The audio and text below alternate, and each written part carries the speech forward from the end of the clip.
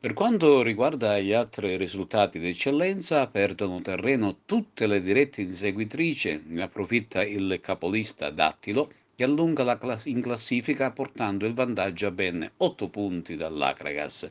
E questo è il responso di questa 12ª giornata di eccellenza Girone A, che ha registrato la sconfitta interna del Canicattì ad opera di un tonico e spumeggiante Sangataldese che si impone per 0-4 sul neutro di Ravanusa e coincide anche con la battuta d'arresto del Geraci sul campo del Dattilo che segna la rete della vittoria con il bomber testa.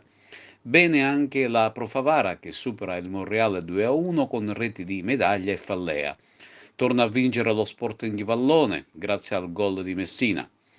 Mentre in promozione il Casteltermine non si ferma più, infatti passa a Palma di Montechiaro e mantiene la vetta della classifica. La squadra del tecnico Pino Labianca ha firmato la vittoria grazie ai gol di Stefano Piazza e di Silla. Rispondono a distanza sia l'Unitas Sciacca che la Folgore, entrambe vittoriose e che mantengono il distacco dal fuggitivo Casteltermine. Bombare dell'Empedoclina San Vito Lo Capo, mentre continua il calvario in casa Camarat che soccombe in casa con il Bagheria.